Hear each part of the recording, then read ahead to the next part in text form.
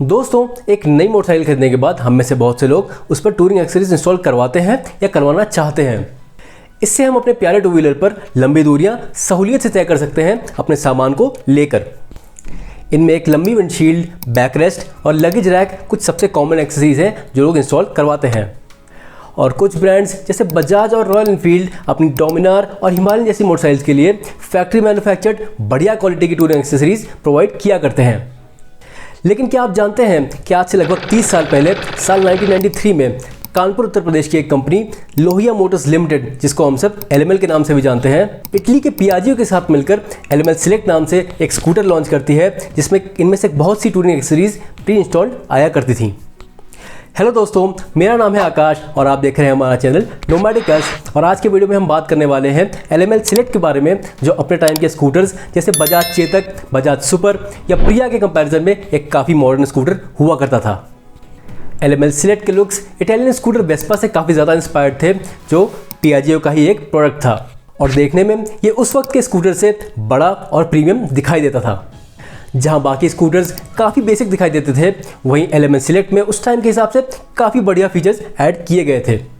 जहां बजाज के स्कूटर्स में स्पेयर व्हील पिलियन सीट के पीछे आया करता था, वहीं LML पर इसको लेफ्ट साइड के पैनल के नीचे माउंट किया गया था, जिसकी वजह से ये बेयरली ही दिखाई देता था। और जो आधा स्पेयर व्हील विजिबल भी होता था, उसको ढकने के लिए एक प्रॉपर स्पेयर व्हील का कवर भी दिया गया था। और सिर्फ स्पेयर व्हील पर ही क्यों, इसके फ्रंट और रियर व्हील्स पर भी आपको प्रॉपर व्हील कवर देखने को मिल जाते थे।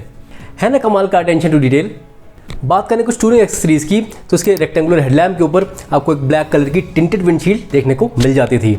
ये विंडशील्ड ज़्यादा लंबी तो नहीं थी, लेकिन ये स्कूटर्स बेयरली 70 to 80 km/h की स्पीड अचीव कर पाते थे। और उस टाइम पर इंडिया की जो रोड कंडीशंस थी वो भी काफ़ी खस्ता हाल थी, तो इनको बहुत देर तक तेज़ स्पीड पर चलाना पॉसिबल नहीं होता था। उस हिसाब से मुझे लगता है कि ये विंडशील्ड अपना पर्पज़ सर्व कर दिया करती होंगी। और ये विंड ब्लास्ट को कम करे ना करे, लेकिन स्कूटर के लुक्स को इन्हेंस करने का काम ये बखूबी कर दिया करती थी।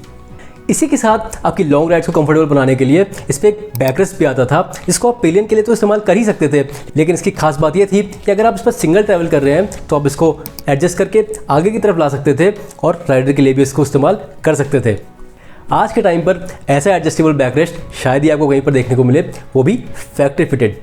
इस स्कूटर पर एक लगेज कैरियर भी कंपनी की तरफ से दिया जाता था, जो फोल्डेबल हुआ करता था।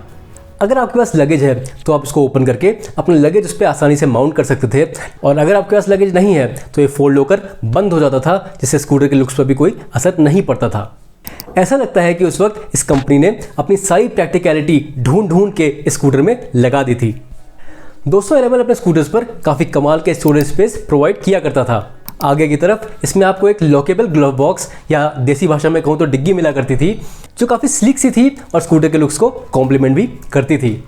हालांकि इसमें आप बहुत ज़्यादा सामान स्टोर नहीं कर सकते थे। वहीं बजाज के स्कूटर्स पर एक काफ़ी बड़ी डिग्गी आती थी जिस पे आप काफ़ी सामान स्टोर कर सकते थे, लेकिन वो देखने में उतनी अच्छी नहीं लगती थी। पर दोस्तों, आज और उस टाइम में डिफरेंस ये है कि आज हम टू व्हीलर्स पर अगर ट्रैवल करते हैं तो वो अपने पैशन के लिए या शौक के लिए करते हैं, लेकिन उस दौर में हर कोई एक 4 व्हीलर ओन नहीं कर सकता था। और ये एक मेन रीज़न था कि कभी लोग अकेले और कभी फैमिली के साथ टू व्हीलर्स पर लंबे डिस्टेंसेस ट्रैवल किया करते थे। हालांकि उस दौर में भी कुछ लोग ऐसे थे जो शौक के चलते टू व्हीलर्स पर टूरिंग किया करते थे। खैर, सीट के नीचे एक हेलमेट लॉक भी स्कूटर पर प्री इंस्टॉल्ड आया करता था। दोस्तों, स्कूटर की लाइट्स भी उस ज़माने के हिसाब से काफ़ी ज़्यादा मॉडर्न थी। आज आपको लगभग हर स्कूटर पर हेडलाइट के अलावा इस तरह की 2 एक्स्ट्रा लाइट देखने को मिलती हैं। लेकिन LML ने आज से 30 साल पहले भी अपने सिलेक्ट स्कूटर पर इस तरह की 2 एक्स्ट्रा लाइट्स दी थी, जिनको हम पार्किंग लैंप्स या पायलट लैंप्स कह सकते हैं। ये न सिर्फ स्कूटर के लुक्स को एनहांस करती थी, बल्कि सामने से आने वाली गाड़ियों के लिए इस स्कूटर को और ज़्यादा विजिबल बनाती थी। इनको आप उस ज़माने के DRLs के तौर पर देख सकते हैं। The Select 2 with night vision. Real passion from LML.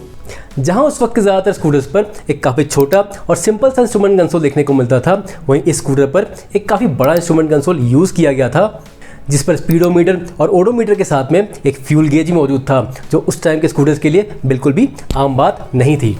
उस वक्त मोटरसाइकिल्स या कार्स पर ही आपको एक फ्यूल गेज देखने को मिलता था। इसी के साथ न्यूट्रल, हाई बीम और टर्न इंडिकेटर्स के लिए टेल लैंप्स भी यहाँ मौजूद थे, जो और स्कूटर्स में शायद ही देखने को मिलते थे। कंपनी ने इस स्कूटर के एडवर्टीजमेंट के लिए मिलिंद सोमन जैसे मॉडल और एक्टर को हायर किया था, जो दिखाता है कि कंपनी यंगस्टर्स और थोड़े एलीट कस्टमर्स को टारगेट करना चाह रही थी। दोस्तों, स्कूटर फीचर्स तो था, लेकिन उस टाइम के हिसाब से इसका प्राइस भी थोड़ा हायर साइड पर था। जहां बजाज के स्कूटर 20,000 रुपये के अंदर मिल जाया करते थे, वहीं एलएमएल का सिलेक्ट 30,000 रुपये की एक शोरूम कीमत पर आया करता था। तो इस मेड इन इंडिया 30 साल पहले लॉन्च हुए इस खूबसूरत से टूरिंग स्कूटर के बारे में आपकी क्या राय है, कमेंट्स में हमें ज़रूर बताइएगा। और आपको क्या लगता है कि एलएमएल को अपने स्कूटर्स इलेक्ट्रिक अवतार में रीलॉन्च करने चाहिए या नहीं, यह भी लिखकर ज़रूर बताइएगा। वीडियो अच्छा लगा हो तो इसको एक लाइक ज़रूर दीजिएगा। और अगर आप जानना चाहते हैं कि रॉयल एनफील्ड की बुलेट इंडिया में मैन्युफैक्चर होने वाली पहली मोटरसाइकिल कैसे बनी और कैसे ये 1932 से लेकर आज तक लगातार प्रोडक्शन में है, तो आप हमारा ये वाला वीडियो भी देख सकते हैं। और जाते जाते चैनल को सब्सक्राइब जरूर कर लीजिएगा। मिलते हैं ऐसे किसी और वीडियो में, तब तक के लिए अपना ख्याल रखिए। Thank you so much for watching.